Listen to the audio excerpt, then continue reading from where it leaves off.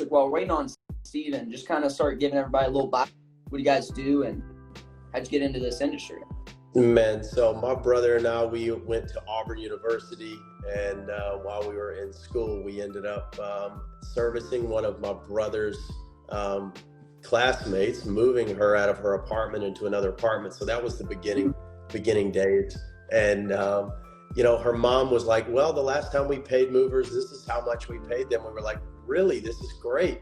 I think we found a new place that we're going to like, all of our time is going to go towards moving. So we ended up starting Bolt Movers. We littered the campus with Bolt Movers flyers. After we left the library, we went and chopped up a bunch of printer paper after we printed the Bolt Movers first flyer out. And there was probably 6 or 7 apartment complexes where we went door to door and stuck these inside their doors or under their doors. And the apartment complex is called rioting the next morning. Like, what are you guys doing? Come pick these up immediately. And of course, it was like the turnaround time of students getting in and out of their apartments. So we're like, well, we're actually on a job today and tomorrow. We'll be back this weekend. And so by the time we got back, all of them were taken. And the phones were ringing off the hook. And it was the best like start to getting jobs for Bolt Movers. So Auburn University really adopted us well and really loved the service. So my brother and I, we did all the moves to begin with. And then, in due time, we ended up, creating like software to help us, which then in turn became much more of like a beast than what we thought. Hello, Steve. How's it going? Man. Good, man. Finally got on this thing. I apologize for the delay, man. No, we're good. We got on here.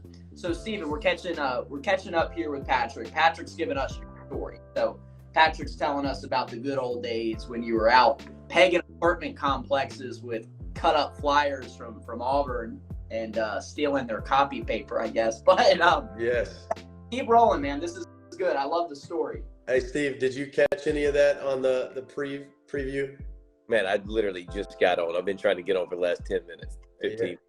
Perfect. All right. Well, I was just telling them what we ended up moving one of your classmates, and then the first start of advertising was printer paper from the university, and then we ended up littering apartment complexes, and that ended up getting us a nice return of calls from apartment complexes harassing us.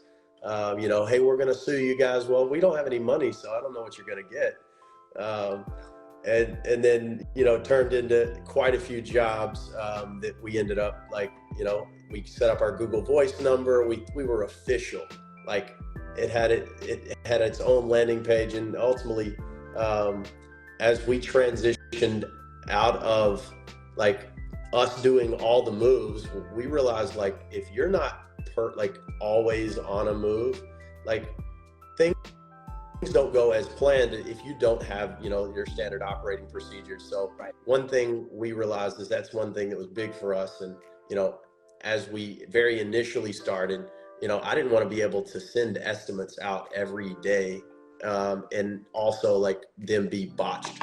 So I can't I can remember the times where we'd send out our first few estimates where, we think it's going to be, 6 or 7 hours, and it turns into 2 days. And then they're like, well, why was the price more? It's like, well, because I don't know what I'm doing right now. That ended up being, many times of like estimating. And then one of our friends, Aren, he ended up building us an estimation tool. He has an MBA from Auburn University, and we ended up realizing that we needed to build our estimates based off of time per piece of furniture. So we're one of the only estimation systems in the estimation tools for moving that base their estimates off of individual items, not off of weight. And that was created from a good friend, Aren. And we ended up making, great estimates. So like now we're sending out estimates with our eyes closed and they're accurate. And now it could at least relieve one aspect of our business into our administrative So now they're taking the calls, they're sending out accurate estimates, and we're not even involved in that aspect, giving us the ability to kind of grow in another direction. Yeah. You really created a business in a business, and you figured out a need within a need, because you guys are sitting there trying to run this startup moving business, and then you're like, you're sending these botched 6-hour estimates when it's a 2-day move, and you're like, oh, well, wow, okay, we need to get this a little more systematized. But then you get it nailed down, and then you're like, okay, well, now we've built this cool thing, and then what happened after that? Ren helped you out building this software, and then how did you realize that you had a business within a business? So the business within a business didn't come until the past year, and that's when we realized, like, sharing what our processes were with some other moving companies, we realized that we had a niche in how we operated, and personnel management is one thing we feel is the most underutilized aspect of softwares. People don't put enough emphasis on the people, and ultimately all your moving business is the people that work for you and the people that are on the trucks getting these jobs done. Yeah. I mean, you've got a sales team, but even a great sales team, if they don't have a great group of movers, how are you going to get anything done? And right. And everybody knows that, especially you, because you are in the recruiting space. Yeah. And we all know that that's the most necessary aspect, and also one of the more difficult ones. The most difficult, if I may put. Yeah. Yes. So people don't give enough credit there, and finding great talent is definitely a need, and you're servicing that amazingly. Thank you. So Steven, let me come over to you, man. And you guys are so you're yin and yang over here. We got Patrick's the redhead guy, but then Steven, you're over here rocking you got the dark beard going. You guys are a cool tandem. What's your role now? You got a really successful moving company. How many locations do you guys have? You got a few, don't you? Yeah, so right now we have 5 locations. And it's definitely, I guess, due to the software that's been put in place. So, as Pat said, 10 years ago, we had a buddy who's now top tier guy for Bayer data analytics. He created a Excel spreadsheet. And then, 3 years ago, it went online with Pat, and Pat's just been working with, a couple of developers we've had on full time.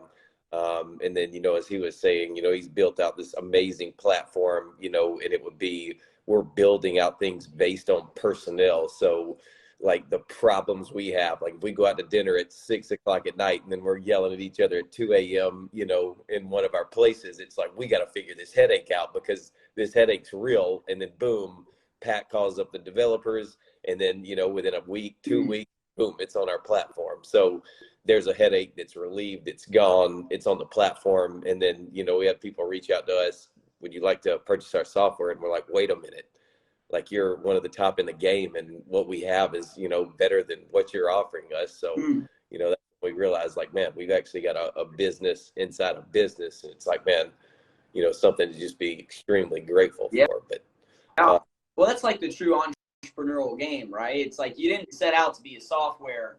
You weren't out here trying to be a sauce entrepreneur, right? You were just kind of hey, we're out here trying to make a buck, moving people's furniture, and then we're just we've evolved.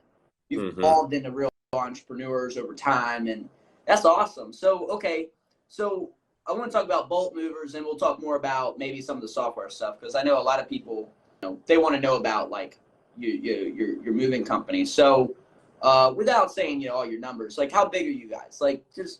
You guys doing a couple $100,000 a year? What are you doing over there? So we've got 15 trucks that we operate, and one of the great aspects is, again, we don't have managers in every location that are looking over our team members, but we have trucks moving in every direction and from all locations without actually having to have management in every place. So it gives us the ability to make money when we're not in places, and make money also when we're sleeping, which is, the goals for, anybody that's running a business. You don't want it to run your life. You want to be able to let it, give you opportunity to spend time with your family and friends. But over the years, we've just continued to reinvest. And yeah, so we've, gotten to the 15 truck point. It's been great. It's keeping a lot of vehicles on the road. And then, overall around about like 80 team members that are, on and off, some more full-time and some part-time, but, all managed through one system and all managed through one location from our like dispatching facility. So what's your where's your main hub? So that's in Huntsville, Alabama, north, just shy of Nashville, Tennessee. There you go. Okay. Okay. Most people probably don't know about Huntsville, but they all know Nashville. All know Nashville, yeah. So you've got one main hub, and so you have your model, because I like talking about models. I'm a very business model guy. So you've got, correct me if I'm wrong, a management team in one hub, yes, but you operate 4 or 5 dispatch. You got some pilot offices, so to speak. They're all probably different sizes and different dynamics. Is that right, how you're structured? Yes. So the one office that takes all calls, takes all the billing, they end up, doing all the scheduling. And then we have our pilot offices, as you call them, which those are just our dispatches that we have our units located at. And that's where our team members meet and dispatch out. And they all communicate back to that main office in Huntsville. Interesting. So between the two of you, what have been your main roles, or what hats have you worn through your tenure as moving company owners? Pat, what have you mainly been kind of your role, and then Stephen, what's been your role? Was one of you sales and marketing, and one of you was more operations and finance? How'd you guys split up all these responsibilities? So Stephen, marketing genius, and just overall making sure that we have just the right view for customers. When people come to your website, the one thing that's extremely important is making sure that they convert. And Steve makes people convert. Amen. Steve, and if I asked you ain't got to say numbers off the top of your head, but if I was like, hey, do you know how many visitors hit your website every month? Do you know these things? Do you know what the conversion is per visitor? You know all that stuff? 17% on the conversions. Really? Yeah. And that's what separates really successful people in this business. There's a guy, I won't drop any names, but there's a guy that owns a pretty big moving company. A lot of people that I know who I'm going to be talking about, but he's up north, and the dude's running close to 30 mil, and he knows website visitors. He knows conversion. And I think that's how you get that big, is you just know hey, mathematically, if you can get the traffic and you have something that converts right, you're just playing. It's a lot of numbers, and then you got to have the whole back half. You have to deliver. You have to have good service, and then you got to have a good sales team. And there's a lot of pieces, but I think people overcomplicate this business. So Steve, you're the marketing whiz. Cool. So Pat, what are you really good at? What's been your thing in this business? My whole focus has been just organization around our company and the software that we're using, and just making sure to keep the details of the moves to our guys. So it's you've got all of the different pilot offices or dispatches that we're operating. How do you make sure that there's not problems in these locations? How do you make sure that your customers are always satisfied? And it's keeping in touch with the information that's being given to your team, making sure that the customers are being, your guys are arriving on time, making sure that they're completing the jobs. And it's all right, how can you manage that and not have to be constantly on the phone? And how can you make your team members accountable for their own selves? And you just we used a lot of our personnel management within the software to say these are ways that we keep track, more like write-ups. We call them points that say, hey, if you're not showing up on time to work, you're going to get a point. Well, this negatively affects you in your stance at Bolt. And one thing we've noticed is people respond to that. They respond well to it. And now they're holding themselves accountable because they don't want points. They want to make sure that they have a clean profile. So, just making sure that we're getting the information from our office out to the field, and then making sure everything is just well organized is kind of goals. But hey, we're not perfect. We have our own mistakes, and we're still growing in our own regard. But overall, like we cover a lot of hats. We're not just like, hey, we do just marketing, or hey, I just like focus on the details around the software. There's multiple hats we're wearing. So, whether it be, say it again. Have to wear multiple hats. Yeah. Yes. Way.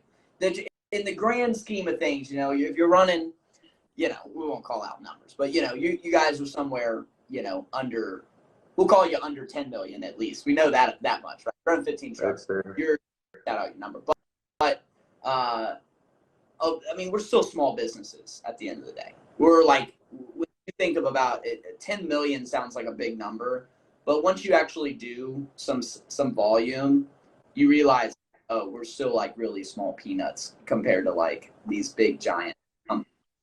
And yeah, you're still doing a lot of stuff. You're wearing a lot of hats. You guys got this whole second thing coming off the ground. So let's move into move details, because I want to hear more about that. So we wanted to talk about, like, what do moving companies most underutilize in software? The people that have been signing up with your product, like, what are they finding? What are they like, man, I never had this before, or like I wasn't doing this and now I am? What are you hearing? I would say, kind of what Pat just mentioned, on the points thing. I mean, that's huge with just keeping guys, accountable on the point side of being like, hey, this is going to be tied to your app. So instead of, one of us having to call a guy, hey, you were late to work, or you didn't have your uniform, or, the back of the truck was dirty. Like, we already got the back of the truck picture that morning, or, the night before, and we're just going to send it to your profile on your points. So you'll have the photo to know, hey, the back of the truck's dirty. Here's your point, just so you're going to be held accountable, because the guy that checked this truck out the next morning, took a photo of the back and it's dirty. So you're going to get a point. So, there's nobody that needs to necessarily like check that in and out, because it's like, you're a leader here. This is kind of what you do. And then kind of to jump on something else, it's like, educational videos. So probably 4 years ago, shot a bunch of educational videos. And then, for guys getting onboarded, here's an hour-long video, and hey, you need 3 blankets to wrap a TV. You need to make sure, if we're wrapping white sofas that are $20,000, that we need to go plastic, and then blankets, and then plastic. And then, if you're, moving a baby grand piano, here's a 10-minute video on that. And then, all of these videos as well, are on the app. So if it's like, hey, man, I don't really feel comfortable, moving this piano, it's like, man, this video is about to make this look extremely easy. All 4 of you guys, can deadlift 315 pounds. So the weight's not going to be an issue, and taking it apart, is going to be the easiest part of transporting it. So, check out this piece. Or like, hey, you guys are about to pack up this kitchen. Here's 3 minutes on how to pack up a kitchen, how to, knock out the plates, cups, like the things, the miscellaneous. Like, we don't want that just dumped into a box, but, make sure that's like concise. And then, hey, if you guys don't do the right thing, we gave you every opportunity in the world to do the right thing. So we're still going to hold you accountable, to the point system if, something gets damaged on that end, because now we're giving you every tool available, and we're paying you guys, top of the rate as far as, like moving companies are concerned. Man, you guys got my brain spinning on the points deal. I'm sitting here picturing this model, and I'm like, man, I'm kind of like, yeah, I do recruiting, but also like, I help a lot of moving companies with leadership and culture and retention, right? Because that's like one of the biggest headaches is retaining your guys season to season. And so let me ask this on the points thing. Your system, let's say I'm not in uniform, right?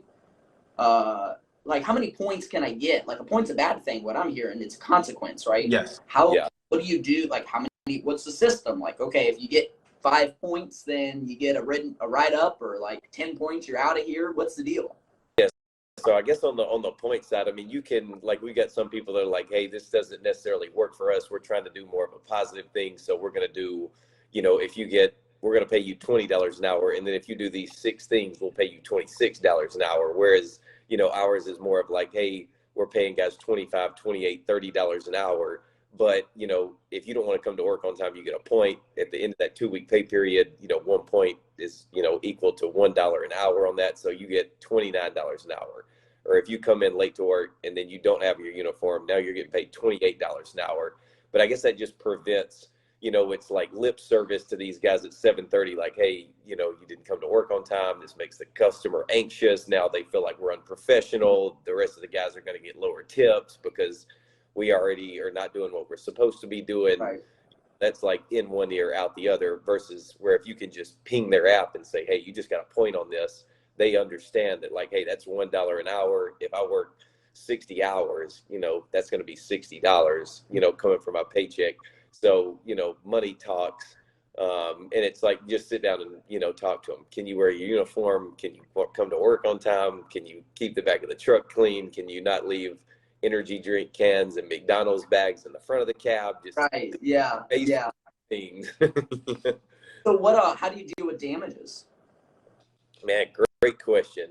I guess as far as damages go, you know, that's just one of those things where, you know, if the guys damage something, it's 50-50. So business pays for it 50%, they pay for 50. And then, I mean, as far as the app's concerned, that's one thing that's nice. We're not having to like email guys or text them a bunch of photos. You literally come in the back end of the system.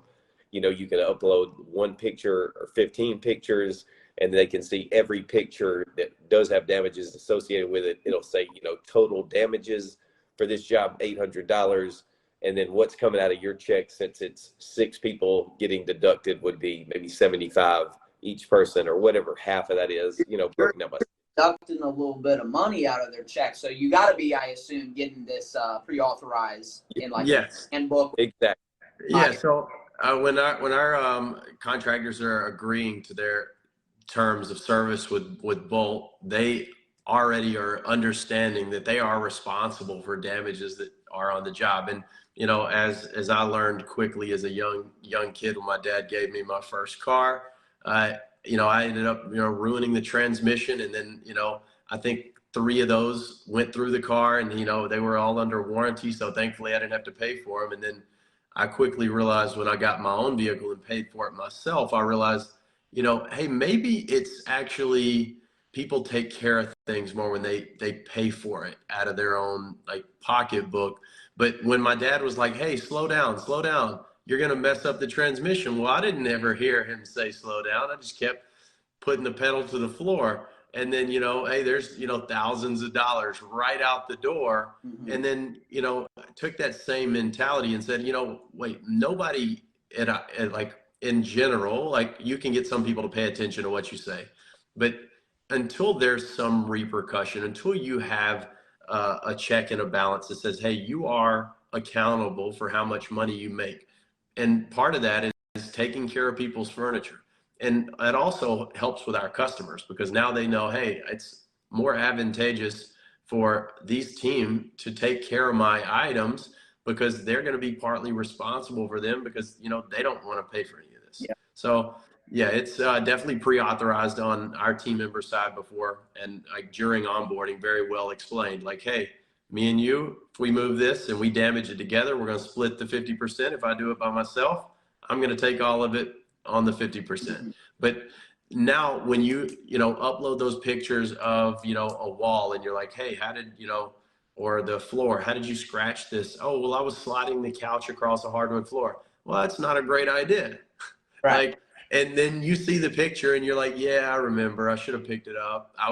It was towards the end of the day. I was a little bit tired, and I didn't want to put in the effort. And well, now that effort, you know, we had to send somebody out to service hardwood floors. That cost, you know, several $100. You pay for it one time, and then you never slide into their couch again. Mm-hmm. But, you know, we understand that it's important to be responsible for the, you know, the things that you're doing. Yeah. So we know that the checks and balances help. And then also on their app, they can quickly log in and say, oh, you know, here's my paycheck. You know, what was there anything like deducted? Oh, it was a damage. Let me look at the picture. Here's the picture and an explanation and, you know, the cost. Yeah. So it takes out on like where people previously, you know, they were like, well, man, I don't feel like I should be paying for this. Once you really show it to them, they understand. Yeah. But you've got to communicate with your people. You gotta be very transparent, and you got to care about them. But you also, you know, need to keep, you know, very good track of what you're doing as well. Yeah. Yeah, and that stuff's super. I think we, if anybody's a real business owner, they nod their head to that. They're like, yeah. Like, I know that. Got to communicate to my people. But it's like, it's not so much about knowing it. It's about doing it, you know? And it's like, it's not about, you know, you can say all the stuff you want, but it's like, if you're not executing on it daily, then it doesn't really matter. Right. Right. So okay. Move details, man. You guys got this really sweet, accountability system that is tech enabled. You've got estimation that's based off of time, you know, and you got it really dialed in. What else on the software side is just like game changer in operations, saving people headaches? Man, honestly, on the side of just like keeping track of our like time records for our team, that's, you know, automated at the time of the invoice. So because you're, you know, building these estimates off of your personnel, as soon as you finish an estimate, you know, it's automatically creating their time cards. And, you know, I can't tell you how much time that saves a company, because, you know, I've been on the side of, you know, monitoring time cards, making sure that they're accurate. So on payday, nobody's missing out on any hours. And, you know, a lot of people, you know, they have multiple systems and they may have like a check in and out. That's what we've seen, you know, frequently with other companies. They're, you know, they have one app where they're checking people in and out, and then, you know, they're then checking that back against their invoices, and that just creates room for error. And then also it creates room for more work. So one thing that's saving a lot of time is just automatically adding those time records. And then now with the point system and the damages, those are all taken into effect in one system. So now you're saying, all right, you know, does this person need to have any bonuses or tips added on? Do they need to have any damages taken off? You know, all within one panel. So you're not like, oh, well, let me go check this one sheet where I was keeping track of this, and let me check this sheet where I was keeping track of this. So it just cuts out a lot of the time that, you know, we experienced as we were starting up and we were running. And then again, we realized like, well, we really have like a full suite of software. We didn't realize this was an opportunity to provide services to other companies, but it is. And so that's kind of where we spun off and said, hey, you know, this is a, you know, a bigger opportunity than we thought it was. Let's, you know, take it serious, and let's make this thing happen. Yeah, I like that, man. Man, you're talking about some high level stuff, man. You got so what are you guys over there working like 5 hours a week, and you're just sitting on the beach, or what's your lifestyle like here? So I would say one of the best things last year we did about a month tour of Europe. So we did Moscow, we did St. Petersburg in Russia, we did Amsterdam, and, you know, many other countries. So like, also while all these moves are taking place, we're not being bothered on the phone. And, you know, that was a major benefit. It's just like, you know, count the blessings, thank the Lord for the, you know, the opportunity that he's provided. And, you know, ultimately our system was able to help us do that. But mostly it would be the team that was in the field, you know, doing the moves, the people that were in the office, you know, making those calls. You know, I personally love to do a lot of skiing. So that's my personal enjoyment for vacation. But, you know, we love to travel as well. Man, I would say another thing as far as like truck check-in and check-outs, it's like, man, on the back end, I mean, I know there's a big problem with that. Just having those guys like take pictures, you know, of the back of the trucks, you know, of the cabs, all four sides, to just make sure they didn't damage it as far as like the app's concerned.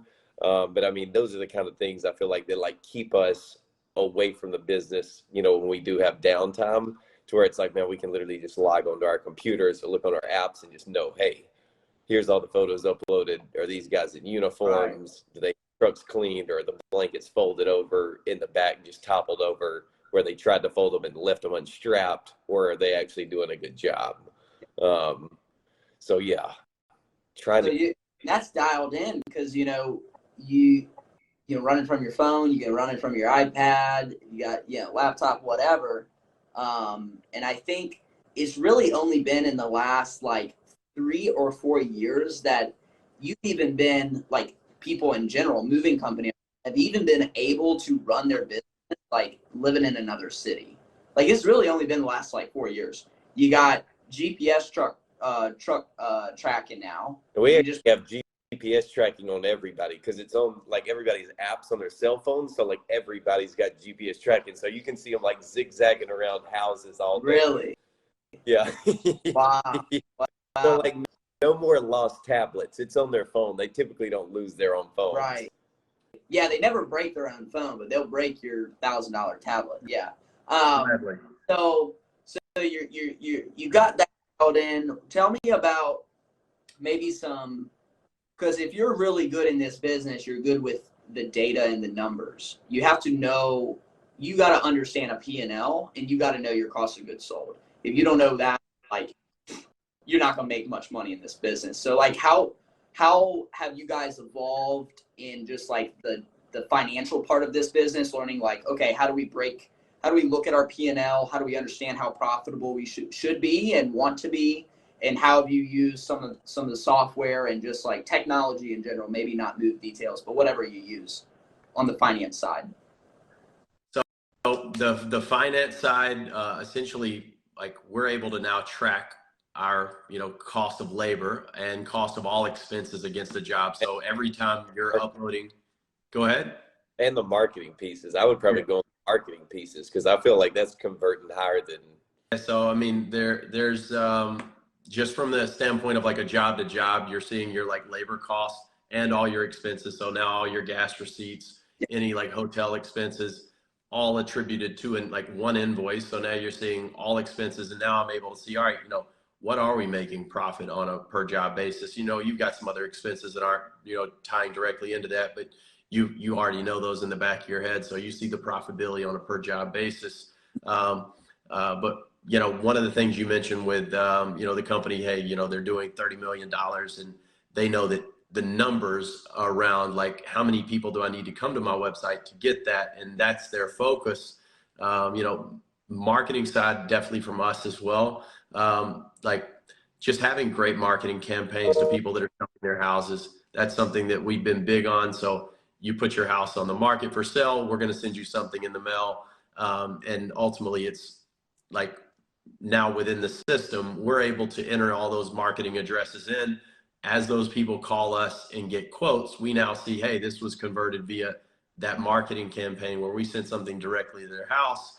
And now we can see, hey, we spent, $7,000 this week on mailers. And now look at how many people called in or went to our website and got quotes. And then of those people that got quotes, this is how many converted. And, there's a return on investment, easily able to see that. And so that's one thing that we've seen is, marketing campaigns has been huge for us, and just being able to like track it within one system has been also, a major benefit. So the one thing, again, as we all know, hiring is difficult. So that's a big one. Yeah, you gotta. It's hard. You can book a move, but if you don't got a driver and a couple of helpers to go do a move, it's a little tough. How old are you guys? What are you guys in your late 20s, early 30s? How old are you? 30? 36. So okay, you got this moving business. It's successful. Now you got a software thing going. What's the next 5 years for you guys? What's going on here? Is Move Details going to be the leading software provider in the moving industry in 5 years? Is that what I'm seeing? Yeah, Move Details is going to be a leading software provider in the space. It's going to be the most like easy to use, but also most helpful. And then, ultimately, after we make this journey and we see this through, it's figuring out what the next business is going to be. So I think we're both. There's another thing in there. There's always, you already got it probably. Who knows? We're both ready to step into the apparel space and get into selling goods. So I'm excited to do that.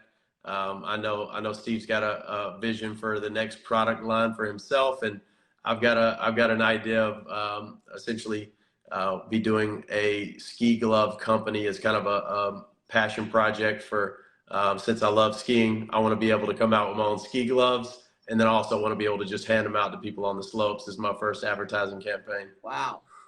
There we go. So when I get into skiing, I'll just hit you up and you get me. I'll get you right. Okay.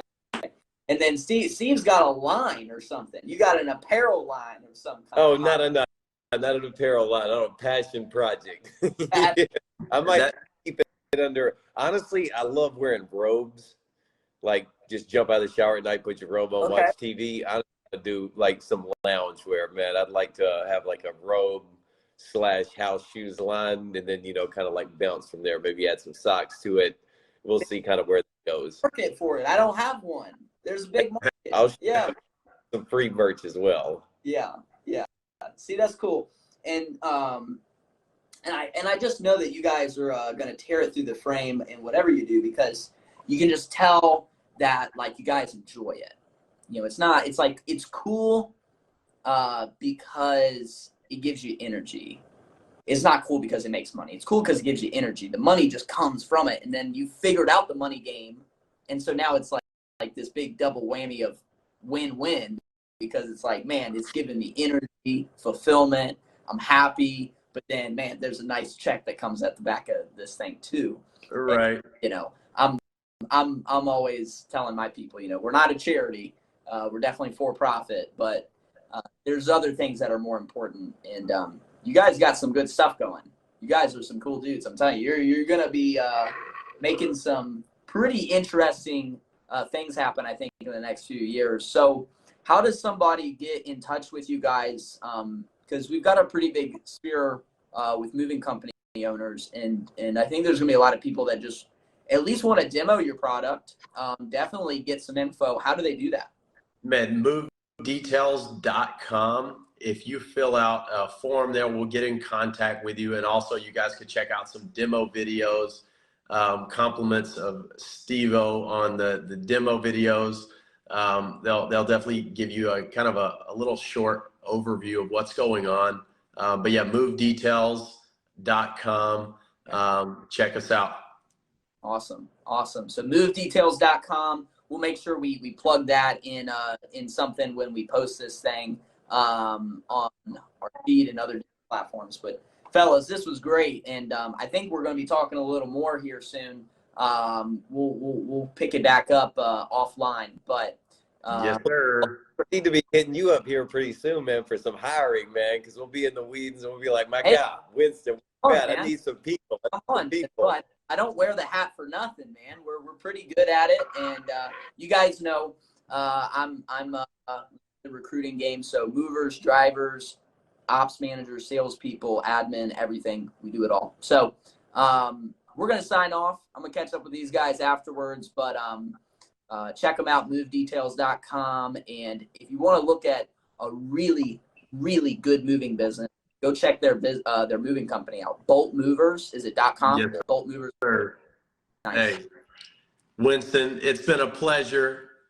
You're amazing.